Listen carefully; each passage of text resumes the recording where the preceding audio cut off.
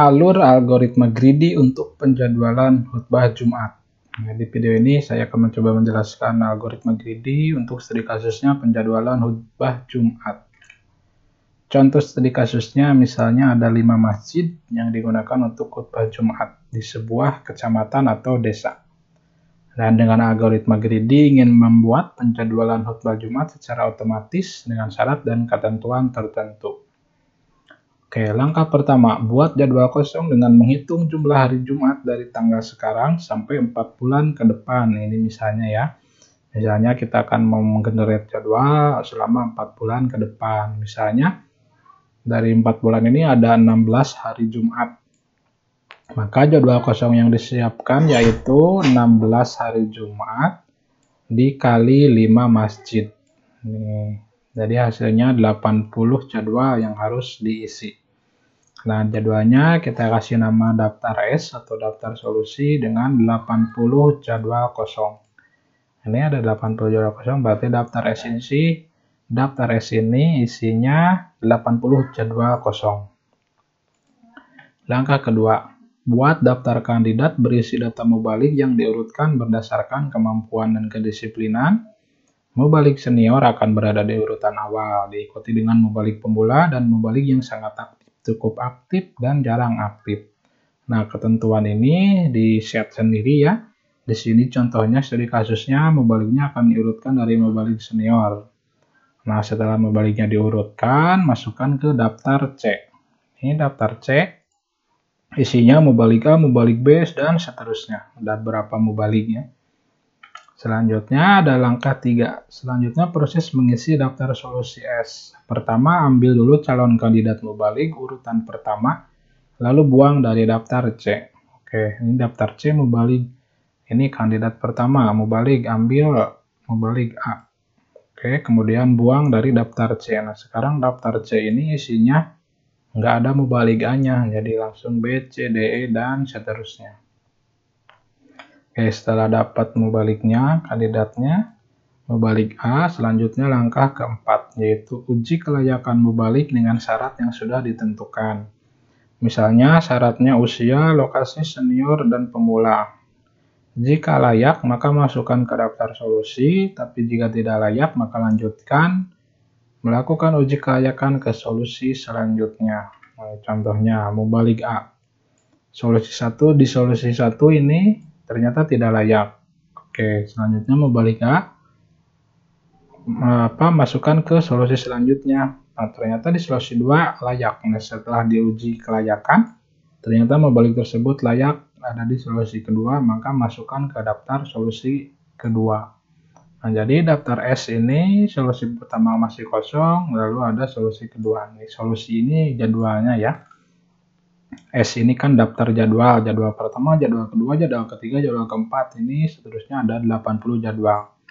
Nah, jadi si mubalik A ini ternyata di jadwal di solusi pertama atau di jadwal pertama ini nggak layak.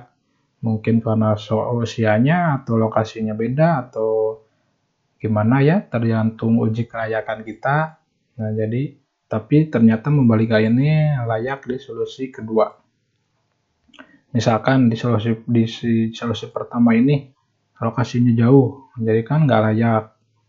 Misalkan lokasinya jauh dan si mubalik A ini senior, jadi sudah tua, jadi nggak layak. Nah, sementara di solusi kedua lokasinya dekat dan mubaliknya senior, maka layak. Nah, maka masukkan ke solusi kedua atau jadwal kedua. Nah, selanjutnya lanjutkan mengambil data mubalik seperti pada langkah 3. Nah, seperti ini, ambil mubaliknya. Nah, sekarang karena tadi mubalikannya sudah nggak ada, yang ini, daftar C-nya kan sekarang jadi tinggal B, C, D, E. Nah, sekarang ambil mubalik B. Mubalik B ambil dan buang dari daftar C. Jadi daftar C sekarang ada C, D, E. Nah, sisanya tinggal C, D, E dan mubaliknya mubalik B. Nah, sekarang lanjutkan proses pada langkah 4 dengan solusi selanjutnya. Jadi uji kelayakan lagi. Tapi solusinya nggak balik lagi ke yang pertama. Jadi nggak ke jadwal pertama, tapi langsung ke jadwal selanjutnya dari yang sebelumnya. Tadi kan jadwal yang kedua atau solusi kedua yang terisi. Nah, berarti lanjutnya solusi ketiga. Oke, mau balik B, terus solusinya ketiga atau jadwal ketiga. Nah, ternyata setelah dilakukan uji kelayakan, mubalik tersebut memenuhi syarat. Nah, maka masukkan ke jadwal ketiga. Nah, jika selanjutnya langkah ke-7. Jika proses yang dilakukan sudah sampai ke solusi terakhir, maka proses diulangi lagi ke solusi 1 yang masih kosong. Misalkan ya. Misalkan mubalik tadi kan mubalik B sudah. Nah, sekarang ambil lagi dari daftar C. Mubalik C.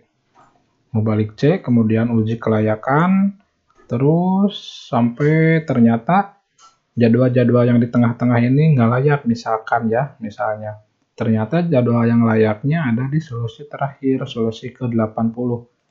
Nah ini, berarti masukkan mubalik C ke daftar terakhir, dan jadwal terakhir. Nah setelah ini mentok di sini kan, maka selanjutnya mubalik D. Mubalik D ini ulang lagi ke jadwal pertama.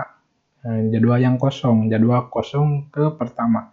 Tadi kan jadwal pertama masih kosong isinya, nah maka ternyata setelah diuji kelayakan ternyata mubalik D layak, nah maka masukkan ke jadwal pertama. Begitu seterusnya sampai dengan daftar solusi S terisi semua. Nah jadi kalau misalkan daftar S atau jadwal ini belum terisi, lakukan terus. Tapi jika daftar C-nya atau daftar ini daftar C ini, daftar kandidat ini kan kalau dicabut terus, daftarnya pasti habis. Nah, kalau misalkan daftar C-nya habis, tetapi solusinya masih ada yang kosong, atau jadwalnya masih ada yang kosong, maka daftar C diisi kembali sesuai dengan langkah kedua. Nih, jadi daftar C-nya diisi ulang sama kandidat yang diurutkan berdasarkan ketentuan ini.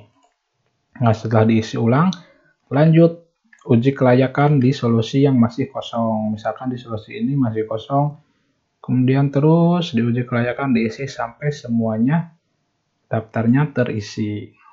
Kira-kira seperti itu untuk alur algoritma greedy. Mudah-mudahan bermanfaat dan mudah-mudahan paham. Terima kasih.